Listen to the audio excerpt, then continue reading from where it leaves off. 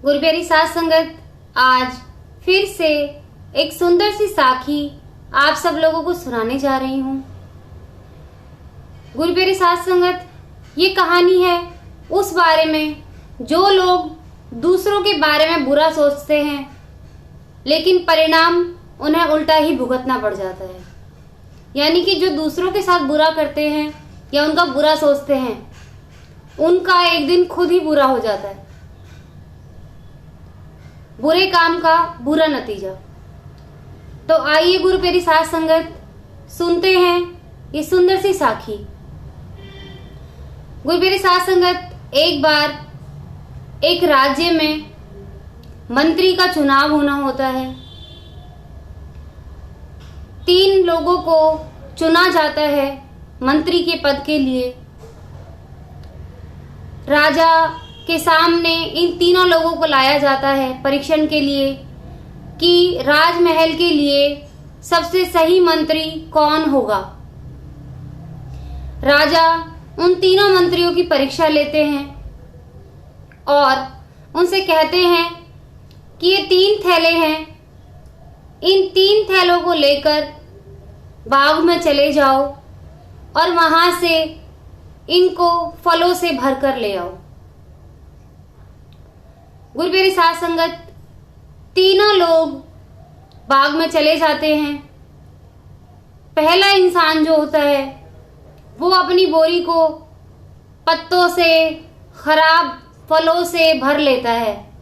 वो ये सोचता है कौन सा राजा ने ये चेक करनी है, उसको ऊपर से 3-4 फल रख के दिखा दूंगा कि मैंने इसमें फल भर लिए। कौन सा राजा पूरी बोरी चेक करने वाले हैं।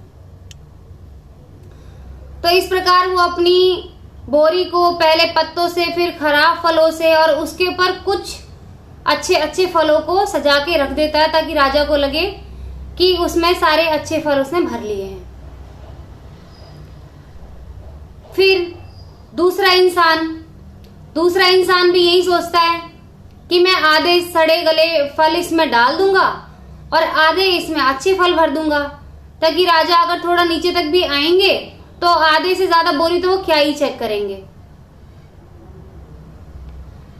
लेकिन जो तीसरा बंदा होता है उसको लगता है कि अगर राजा ने मेरे चुने हुए फलों को खाया तो एक भी फल ऐसा उनसे छूकर ना गुजरे जो खराब हो। राजा की सेहत खराब हो सकती है उसकी वजह से। उसने सोचा राजा ने हमें यूं ही परीक्षा लेने के लिए हमारी ऐसे नहीं भेजा है, मंत्री पद के लिए हमें नियुक्त किया जाना है, तो राजा ने कुछ ना कुछ तो सोचकर हम लोगों को यहाँ भेजा ही होगा। तो गुरु प्यारी साध संगत, उस इंसान के मन में ये भाव आता है कि अगर राजा इनको खाने लगे तो वो बीमार नहीं पड़ने चाहिए। पूरे राज्य की देखभाल करते हैं तो मुझे सारे ही जो फल चुनने हैं वो अच्छे अच्छे चुनने हैं। अगर राजा मेरे फलों का पूरा परीक्षण भी करना चाहे, मेरी पूरी बोरी देखना चाहे, तो उनको अच्छे ही फल मिले, खराब फल ना मिले। तो वो राजा के बारे में चिंता करके, उसके भले के बारे में सोच के अच्छे अच्छे फलों से उस बोरी को भर लेता है। हालांकि उसको बोरी भरने में सबसे ज्यादा टाइम लगता है जो सबसे लास्ट वाला इंसान होता है, और पहले वाले जो 2 होते हैं उन इंसानों ने अपनी जो बोरियां होती हैं सबसे पहले भर ली होती हैं। जैसे ही वो लोग बाग से वापस लौटते हैं राजमहल, तो राजा पूछते हैं कि क्या तुमने अपनी बोरियां भर ली हैं फलों से। तो वो तीनों कहते हैं हाँ राजा जी, हमने तीनों बोरियां अपनी फलों से भर ली हैं। तो राजा अपने सिपाहियों से कहते हैं कि इनको कारावास में बंद कर दिया जाए 1 महीने के लिए इन्हीं बोरियों के साथ। गुरु प्यारी साध संगत, वो तीनों घबरा जाते हैं।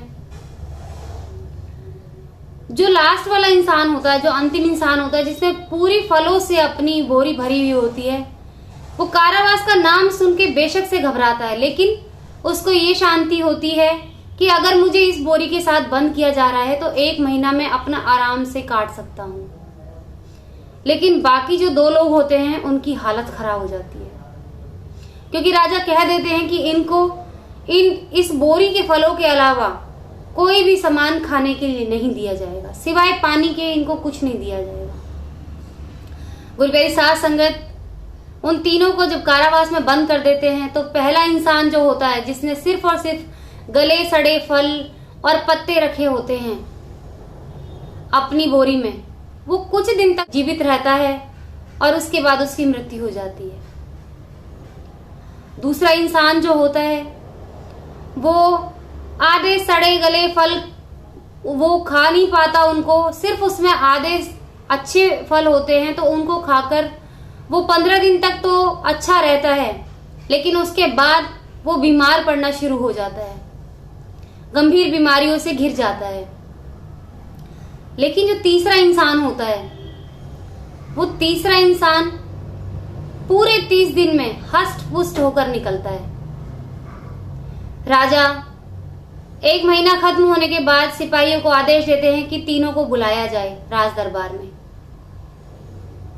जब तीनों को बुलाने का आदेश दिया जाता है तो सिपाही बताते हैं कि एक की मौत तो अभी कुछ दिन पहले ही हुई है, क्योंकि उसकी बोरी में सिर्फ कुछ ही फल ऊपर ऊपर ऐसे रखे हुए थे जिन्हें खाकर वो कुछ दिन जिया और उसकी मृत्यु हो गई बाद में भूख के कारण। और दूसरा जो मंत्री है, राजा को दिखा कि उसकी सेहत खराब हुई पड़ी थी, उससे खड़ा भी नहीं हुआ जा रहा था राजमहल के अंदर। तीसरे इंसान को देखते हैं तो उन्हें समझ में आ जाता है कि अगर कोई मेरा हितैषी है तो वो ये है, क्योंकि इसने मेरे बारे में सोच कर वो उन फलों को उस बोरी में भरा, चुन चुन कर एक एक अच्छा फल भरा। अगर इसने भी खराब फलों को भरा होता तो इस तरह इसकी सेहत इतनी अच्छी नहीं होती। तो गुरु प्यारी साध संगत, राजा उस तीसरे इंसान को अपना मंत्री नियुक्त कर लेते हैं। गुरु प्यारी साध संगत, उस मंत्री ने राजा के बारे में अच्छा सोचा होता है तो ही उसके साथ अच्छा होता है। आज के दौर में ज्यादातर लोग दूसरों के बारे में बुरा सोचते हैं और उनको लगता है, जैसे उन दोनों लोगों को लगा था कि कौन सा राजा पूरी बोरी चेक करने वाले हैं। तो गुरु प्यारी साध संगत, ऐसा ही कुछ लोगों को लगता है कुछ अच्छे कर्म करके कि जिंदगी में हम दान पुण्य कर लेंगे और बाकी सब लोगों के साथ बुरा करेंगे। तो गुरु प्यारी साध संगत, कुछ पुण्य कर्म करने से और ज्यादा बुरे कर्म करने से अगर आप ये सोचते हैं कि हमारे पुण्य कर्मों से हमारे बुरे कर्म ढक जाएंगे, तो बुरे कर्म नहीं ढकेंगे। कुछ लोग ऐसे हैं अभी भी जो बहुत लोगों के साथ बुरा करते हैं, बहुत बुरा सोचते हैं, और कुछ एक पुण्य कर्म करने के बाद उन्हें लगता है कि शायद हमारे पुण्य हमारे पाप को ढक लेंगे। ऐसा नहीं होता। आपकी स्थिति भी वैसी ही होगी जैसे उन 2 लोगों की हुई थी। अगर आप खुद किसी के साथ बुरा करते हो या बुरा सोचते हो तो आज नहीं तो कल वो आपके साथ आपके कर्म लौट कर जरूर आएंगे आप पर। कर्मों की सजा यहीं भोगनी है। आप किसी के साथ बुरा करोगे तो आपके साथ जरूर बुरा होगा, अच्छा करोगे अच्छा होगा। तो इसलिए गुरु प्यारी साध संगत, सबके बारे में अच्छा सोचें, अच्छा करें। किसी के लिए कुआं खोदेंगे तो कोई तीसरा आपके लिए खाई जरूर खोद रहा होगा। किसी को कुएं में धक्का देने की बजाय